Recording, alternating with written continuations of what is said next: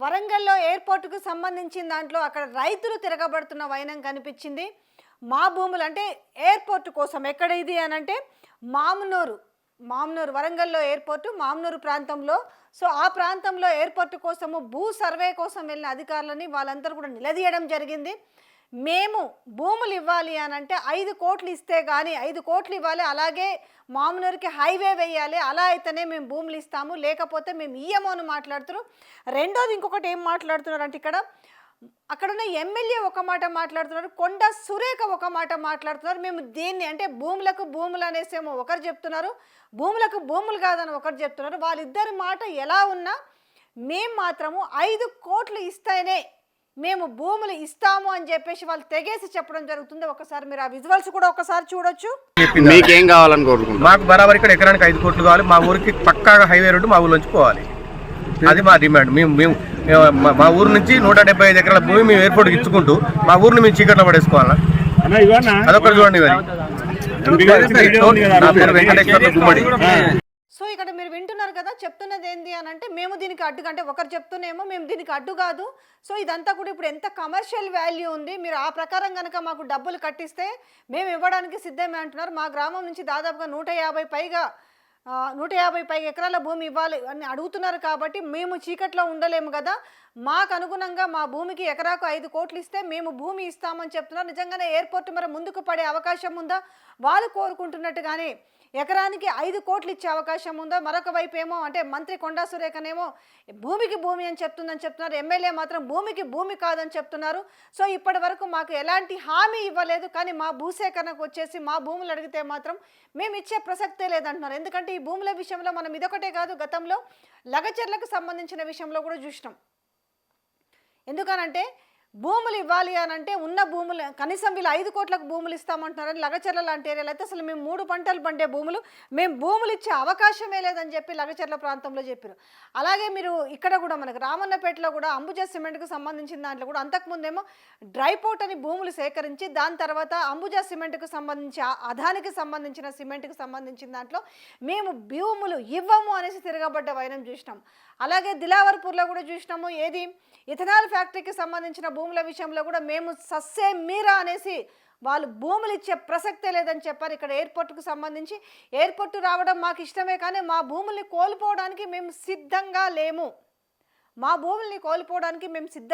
కాబట్టి మా భూములు కనుక నిజంగానే మేము ఇంత కోల్పోవాల్సి వస్తుంది. ఎకరాకు 5 కోట్లు, మళ్ళీ నేను ఇదే మాటని తిప్పి ఎందుకు చెప్తున్నానంటే 5 కోట్ల రూపాయలు ఎకరానికి ఇస్తేనే మేము భూములు ఇస్తామనేసి వాళ్ళు మాట్లాడుతున్నారు. ఎందుకనంటే ఈరోజు భూముల డిమాండ్లు కూడా ఆ విధంగానే ఉంది. కాబట్టి ఎకరాకి 5 కోట్లు ఖచ్చితంగా మాకు చెల్లిస్తేనే మేము ఈ ఎయిర్పోర్ట్కి భూమి ఇస్తామని చెప్తున్నారు. అంతేకాదు దానికి సంబంధించి మా ఊరికి ఏదైతే ఉందో దానికి హైవే కూడా వేయాలి అనేసి, హైవే ఫెసిలిటీస్ కల్పించాలనేసి కూడా వాళ్ళు డిమాండ్ చేయడం జరుగుతుంది. అంటే తెలంగాణ ప్రభుత్వంలో ఇప్పుడున్న కాంగ్రెస్ పార్టీ ప్రభుత్వంలో ఏది మొదలుపెట్టినా కూడా ఏమో ఒక సామెత చూడ, 1 అడుగు ముందుకైతే 4 అడుగులు ఎన్నికన్నా చందంగా ఏదైనా కూడా ఒక అవేర్నెస్, మీరు పెట్టబోయేది ఏదైనా కూడా ప్రజలకు ఒక అవేర్నెస్ కల్పించి దానివల్ల వచ్చే బెనిఫిట్ ఏంది, దానివల్ల వాళ్ళు ఏం కోల్పోతున్నారు, కోల్పోకుండా ఉండడానికి ఏం చేయాలనేది ఒక క్లారిటీ ఇచ్చుంటే ఈ పరిస్థితి వచ్చేది కాదు. కానీ ప్రతి చోట కూడా వాళ్ళు కూడా చూస్తున్నారు. గతంలో లగచర్ల భూములు లాక్కుంటామని చెప్తే ఆ లగచర్ల విషయంలో ఏం జరిగిందో వాళ్ళు చూసిరు, దిలావర్పూర్లో ఏం జరిగిందో చూసిరు, రామన్నపేటలో ఏం జరిగిందో చూసిరు, 4th సిటీ భూముల సేకరణ కూడా ఏం జరుగుతుందో చూస్తారు. కాబట్టి మాకు ఎకరానికి 5 కోట్ల రూపాయలు ఇస్తే మేము భూములు ఇవ్వడానికి సిద్ధమని చెప్తున్నారు. బట్ దీనికి తగ్గట్టుగా మరి ఇప్పుడు మంత్రి కావచ్చు, అటు ఎమ్మెల్యే కావచ్చు, ఏదైనా వాళ్ళకు ఒక హామీ ఇచ్చే అవకాశం ఉందా లేదా అన్నది కూడా ఇంతవరకు అయితే వాళ్ళు చెప్తున్న మాట ఏంటంటే, మంత్రి కొండా సురేఖ ఏమో భూమికి భూమి అంటుంది, రేవూరు ప్రకాష్ రెడ్డి ఏమో భూమికి భూమి ఇవ్వను అంటున్నాడు. వీళ్ళిద్దరే సరిగ్గా లేరు, వాళ్ళిద్దరి మధ్యలో ఒక సఖ్యత లేదు. ఇప్పటి వరకు మా దగ్గరకు వచ్చి ఎలాంటి హామీ ఇవ్వలేదు. ఎకరానికి 5 కోట్లు మా గ్రామానికి హైవే వేస్తేనే మేము మా భూములు ఇస్తామని అంటున్నారు. లేని పక్షంలో ఇప్పటికీ భూ సర్వేకి వచ్చిన వాళ్ళలో అడ్డుకున్న వైనం కనిపిస్తుంది, మీరు ఆ విజువల్స్లో చూస్తున్నారు. సో మరి ఈ రకంగా ఉంటా అంటే గతంలో కూడా మీకు లగచర్ల కావచ్చు, లేదంటే దిలావర్పరు కావచ్చు, లేకపోతే రామన్నపేట కావచ్చు, లేదంటే ఫోర్త్ సిటీ కావచ్చు, వాళ్ళని కూర్చోబెట్టి వాళ్ళకు ఒక అవేర్నెస్ క్రియేట్ చేసి వాళ్ళలో లాభం ఏంది, నష్టం ఏంది, వాళ్ళకి ఏ రకంగా వాళ్ళని ఆదుకోపోతే అంటే ఏదో మాయ మాటలు చెప్తే ఇప్పుడు నమ్మే పరిస్థితి ఎవరు కూడా రైతులు లేరు. ఏ ప్రాజెక్టు తీసుకురావాలన్నా, ఏ కమర్షియల్ కంపెనీలు కట్టాలన్నా, ఏం చేయాలన్నా కావాల్సిందంతా కూడా రైతుల భూములే కాబట్టి ఆ రైతులకు సంబంధించి కూడా సంసిద్ధంగా లేరు. సంసిద్ధంగా లేకపోవడం వల్ల వాళ్ళకు ఒక అవేర్నెస్ అనేది క్రియేట్ చేయడం వల్ల దానిపైన క్లారిటీ ఇవ్వకపోవడం వల్లనే ఈరోజు ఆ రకంగా వాళ్ళు తిరగబడుతున్నా అంటే ఒక విధంగా తిరగబడుతున్నారని చెప్పాలి. ఎందుకనంటే మాకు 5 కోట్ల ఎకరానికి ఇస్తేనే మేము ఇస్తామని ఒక డిమాండ్ని పెట్టిన నేపథ్యంలో నిజంగానే వాళ్ళ భూములు ఎంత రేటు ఉన్నాయి.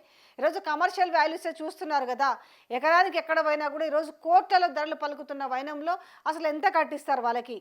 నిజంగానే వాళ్ళు అందుకు సిద్ధంగా ఉన్నారు. లేదు ప్రభుత్వ ప్రాజెక్టు కాబట్టి మేము ఇచ్చిందే తీసుకోవాలంటే మాత్రం ఖచ్చితంగా రైతులు ఇచ్చే అవకాశం లేదు అని అనిపిస్తుంది. ఎందుకంటే ఆ భూములు ఈరోజు బంగారంలాగా కాపాడుకుంటున్నారు. అందులోనే కష్టమో నష్టమో పంటలు పండించుకోనో లేకపోతే పడావు పెట్టుకోనైనా భూముల్ని కాపాడుకుంటున్న నేపథ్యం కనిపిస్తుంది. ఇలాంటి నేపథ్యంలో ఇప్పుడు కనుక వరంగల్ ఎయిర్పోర్ట్కి భూములు కావాలి అనుకుంటే మాత్రం ఈ రైతులకు నచ్చజెప్పి వాళ్ళ డిమాండ్లు అంత కాకుండా అందులో మరి ఎంత నెరవేరుస్తారనే విషయాన్ని వాళ్ళకు స్పష్టంగా చెప్పగలిగితే వాళ్ళు భూములు ఇవ్వడానికి సిద్ధంగా ఉన్నామనేసి మాట చెప్తున్నారు. లేని పక్షంలో 2 డిమాండ్లు పెట్టారు వాళ్ళు.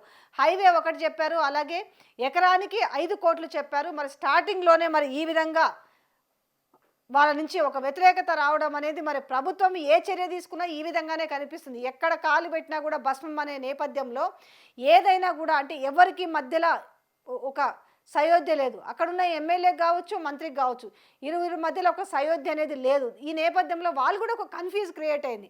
అసలు భూమికి భూమి అంటున్నారు, లేకపోతే భూమికి భూమి కాదంటున్నారు, మరి ఏమి ఇస్తారు. ఇప్పుడు గతంలో కూడా చూసారు కదా, లగచర్లలో 20 ఎకరానికి 20 లక్షల రూపాయలని, తర్వాత ఎకరానికి 150 గజాల జాగాని, అందులోనేమో కాంగ్రెస్కి పార్టీకి ఫేవర్గా ఉన్న వాళ్ళు మాకు చాలా సంతోషంగా ఉంది, మేము ఇన్ని డబ్బులు చూస్తాం అనుకోలేదని కొంతమంది మాట్లాడుతారు. కానీ అసలైతే రైతులు ఎవరు ఉంటారో మాకు 20 లక్షల రూపాయలు ఎందుకు, మాకు ఏ మూలకు వస్తాయి, మా భూములు ఉంటే మేము 3 రకాల పంటలు పండించుకుంటాము కదా, మూడు సీజన్లలో. ఇలాంటి నేపథ్యంలో మా భూములు మేము చచ్చినా ఇయ్యమనేసి లగచర్లలో చెప్పిన వైనం చూసినాం. అలాగే మనకి అదానికి కట్టబెట్టిన అంబుజా సిమెంట్కు సంబంధించిన రామన్నపేటలో భూములకు కూడా వాళ్ళు తరిమి కొట్టిన పరిస్థితి కనిపించింది. ఎందుకు అనంటే ఇక్కడ డ్రై పోర్ట్ పెడతామని చెప్పి భూములు సేకరించి వాళ్ళ సిమెంట్ ఫ్యాక్టరీలు తీసుకొచ్చి పెడితే మా పిల్లల భవిష్యత్తులు కావచ్చు, ఆరోగ్యపరంగా మా బతుకులు ఏం కావాలని వాళ్ళు కూడా తరిమి కొట్టిన వైనం చూస్తున్నాం. ఈరోజు ఎయిర్పోర్టుకు సంబంధించి వాళ్ళు ఒకటే మాట చెప్తున్నారు, ఎయిర్పోర్టుని మేము అడ్డుకోవడానికి మేమేం ఇది కావట్లేదు, కాకపోతే మా డిమాండ్స్ మాత్రం ఖచ్చితంగా నెరవేర్చాల్సిందే అనేసి వాళ్ళు డిమాండ్ చేస్తున్నారు. సో మరి ప్రభుత్వం ఏ రకంగా వాళ్ళకి సర్ది చెప్పి వాళ్ళ భూముల్ని సేకరిస్తుంది అనేది ఇప్పుడు మనం వేచి చూడాల్సిన అంశము. నిజంగా సానుకూలంగా ఎంత ఇవ్వాలి నిజంగా రైతులకు. ఎందుకంటే ఇలాంటి ప్రాజెక్టులలో ఏదైనా కావచ్చు, అది నీటికి సంబంధించిన ప్రాజెక్టు కావచ్చు, లేకపోతే కంపెనీలకు సంబంధించినవి కావచ్చు, ఇలా ఎయిర్పోర్ట్లకు సంబంధించి కావచ్చు, ఏదైనా భూములు సేకరించేటప్పుడు వాళ్ళని ఒప్పించి నయాన్నే ఒప్పించాల, భయాన్న కాదు. వాళ్ళని బామాలో బతిమిలాడో, ఎందుకంటే వాళ్ళకి తరతరాల నుంచి వస్తున్న భూములు కాబట్టి వాళ్ళు కోల్పోవడానికి సిద్ధంగా ఉండరు. కాబట్టి అవి కోల్పోవాలంటే మళ్ళీ వాళ్ళు ఎక్కడైనా కొనుక్కోవాలనంటే సో ఆ డిమాండ్ ఇప్పుడు ఎంత ఉంది అక్కడ. నిజంగానే వాళ్ళు 5 కోట్లు డిమాండ్ చేస్తారు, 5 కోట్లు ఉందా, లేకపోతే నిజంగానే, ఎందుకంటే ప్రభుత్వ మార్కెట్ ప్రకారం అయితే అది వేరుగా ఉంటుంది, కానీ ప్రైవేటు మార్కెట్ ప్రకారంగా కనుక వాళ్ళకు డబ్బులు ఇవ్వగలిగితే ఏ ప్రభుత్వాలన్నా కానిచ్చి, ఇవాళ కాంగ్రెస్ పార్టీ కావచ్చు, రేపు బీఆర్ఎస్ కావచ్చు, ఇంకే ప్రభుత్వాలైనా కూడా రైతుల నుంచి భూములు లాక్కునేటప్పుడు కనీసం వాళ్ళని కూర్చోబెట్టి వాళ్ళకి ఆ భూమి పోతే మళ్ళీ ఇంకో చోట వాళ్ళు భూమి కొనుక్కునే విధంగా ఉండగలిగినప్పుడే వాళ్ళు అరే మా భూములు కోల్పోతున్నామనే బాధ వాళ్ళలో ఉండదు.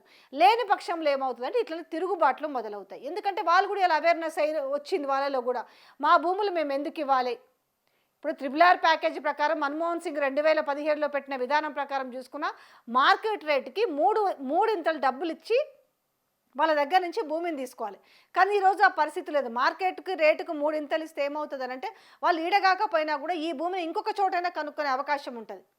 ఆ భూమితో సెంటిమెంట్ ఉంటుంది, ఎందుకంటే వాళ్ళు తాతలు ముత్తాతలు వాళ్ళందరూ కూడా వ్యవసాయాలు చేసుకుంటూ ఆ భూముల మీదనే జీవనం కొనసాగిస్తుంటారు. కాబట్టి ఆ భూమిని వదులుకోవాలని అంటే వాళ్ళకు దానికి అనుగుణంగా ఇవాళ 6 ఎకరాల భూమి సపోజ్ పోతుందనుకో, ఇంకొక 6 ఎకరాల భూమి వాళ్ళు వేరే చోటనే కొనుక్కునే అవకాశం ఉండాలి. కానీ వీళ్ళు అత్యవసరంగా డబ్బులు ఇచ్చినప్పుడు ఏమవుతుంది, భూమి కోల్పోయి వాళ్ళు జీవిత కాలము వాళ్ళ పిల్లలు వాళ్ళ తరాలు ఇబ్బంది పడే అవకాశం ఉంటుంది. కాబట్టి వాళ్ళు ఈరోజు తిరుగుబాటు చేస్తున్నారంటే వాళ్ళకి ఏదో ఇలాంటి ప్రాజెక్టులు వద్దని కాదు, ఎయిర్పోర్ట్ కావచ్చు, లేకపోతే ప్రాజెక్టులు కావచ్చు, ఇంకేమైనా కావచ్చు.